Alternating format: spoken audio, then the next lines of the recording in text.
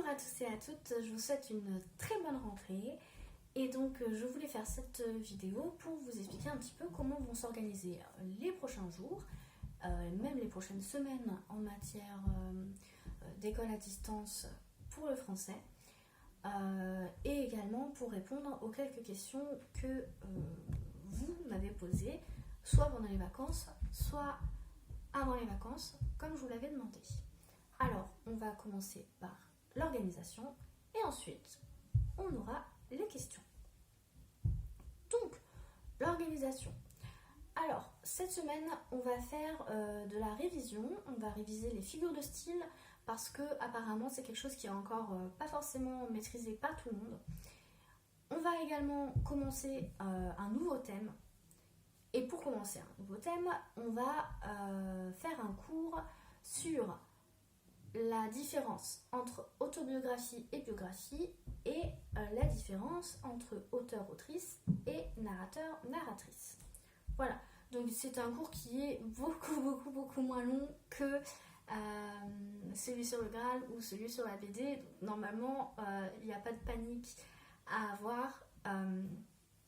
C'est largement faisable en très peu de temps. D'accord ?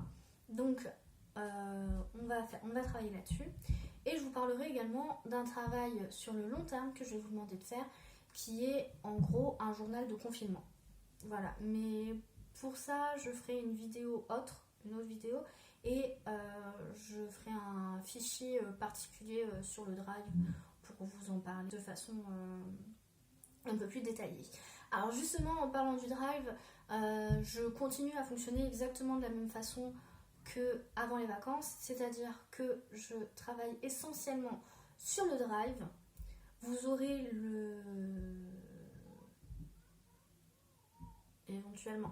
vous aurez le programme, donc le programme de la semaine qui sera disponible sur École Directe, mais tous les fichiers de cours, tous les fichiers d'exercices, tous les audios, etc.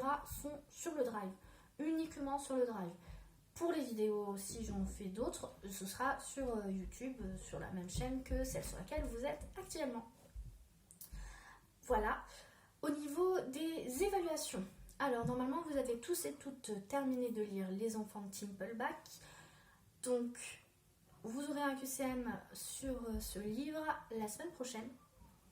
Et la semaine d'après, dans 2 semaines, vous aurez une petite évaluation sur les figures de style. Toutes les figures de style, toutes celles qu'on a vues depuis le début de l'année. D'accord ? Voilà. Donc ça, c'est pour l'organisation. On va passer maintenant aux questions que vous m'avez posées. Alors, première question, qu'est-ce que c'est que l'épopée ? Alors, l'épopée, c'est un long poème ou un long récit qui va raconter les aventures, les exploits surtout, d'un peuple ou d'un héros, et dont le but, en fait, c'est de créer une espèce d'histoire légendaire d'un peuple, d'un pays. Donc, comme l'objectif est de mettre en valeur un peuple, de mettre en valeur un héros, de construire une histoire positive d'un peuple, en fait, on va souvent y intégrer des éléments du merveilleux, comme une épée magique, des ennemis dotés de pouvoirs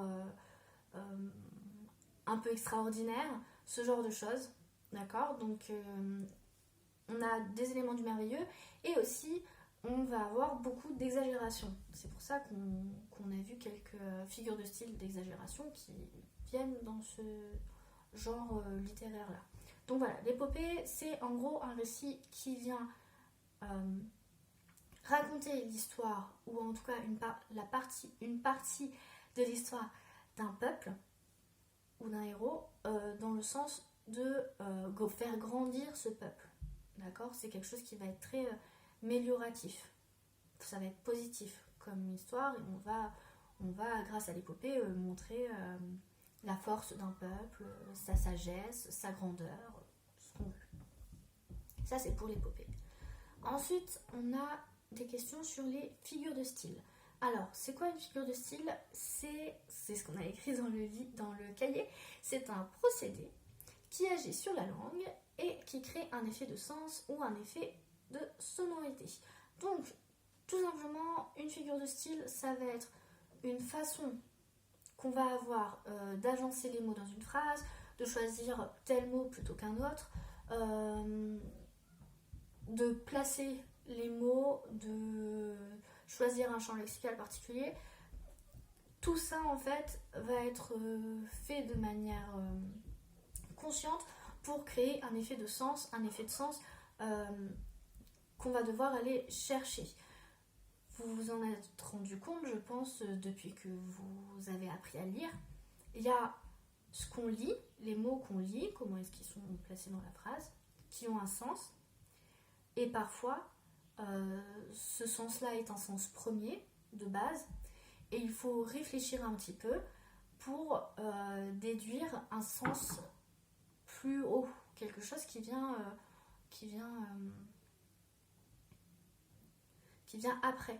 Donc c'est ça en fait une figure de style, c'est les petits outils qu'on va utiliser pour implémenter ce second sens, ce sens en plus, ce qu'on veut ajouter, la richesse qu'on veut ajouter aux phrases qu'on écrit.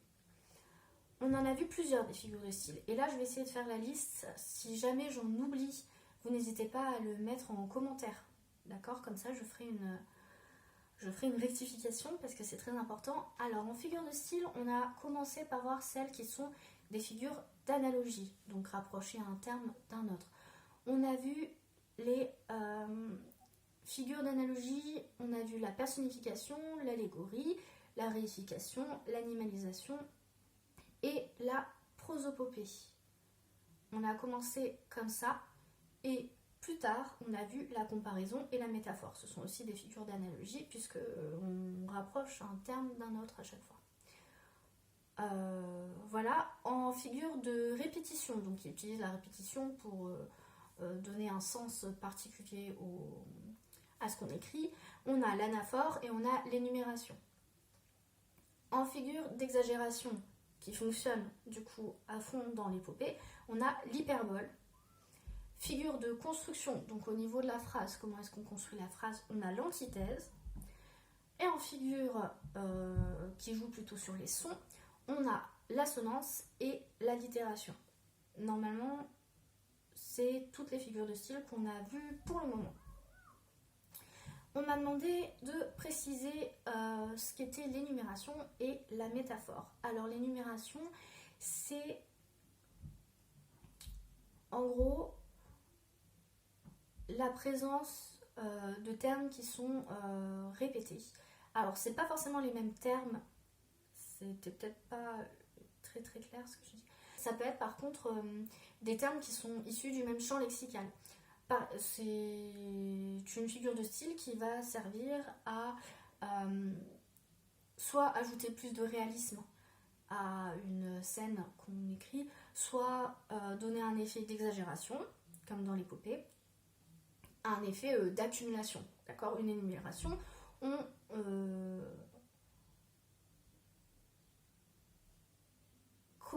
fait une liste, d'accord ? Énumération, on fait une liste de choses et plus on ajoute de choses à la liste, plus ça fait monter un effet d'accumulation. La métaphore, c'est une comparaison mais sans mot comparatif. Donc on enlève le com disparaît. Et donc voilà, en gros c'est une comparaison qui va être un petit peu plus classe. Si on voulait être un peu... si on voulait poser des mots comme ça, donc c'est une comparaison sans le mot comparatif. Alors vous avez plein d'exemples dans le cours que je vous ai donné. Ce qu'il faut vous dire pour retrouver une métaphore, c'est si vous avez un élément qui vous semble être comparé à quelque chose, mais sans qu'on le dise clairement, sans qu'on dise comme, par exemple, il y a de grands risques, de bonnes chances, que ce soit une métaphore. Ok ? Donc c'est comparer un élément à un autre, mais sans utiliser le mot comparatif comme. Ok ? Voilà. Donc je ne sais pas si c'est ultra clair sur la métaphore ni sur l'énumération d'ailleurs. Donc j'essaierai de peut-être vous refaire un petit point peut-être plus audio sur vraiment métaphore, énumération, vous donner des exemples, vous expliquer un peu mieux. C'est la fin des questions.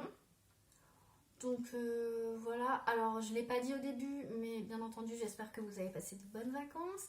J'espère que vous avez pu vous reposer, souffler un petit peu et voilà, prendre le temps de prendre un petit peu de recul sur tout ce qui se passe en ce moment. J'espère aussi que vous avez quand même pu un petit peu travailler sur les travaux qu'on vous avait demandé, nous les professeurs. Je vous souhaite une très très bonne journée.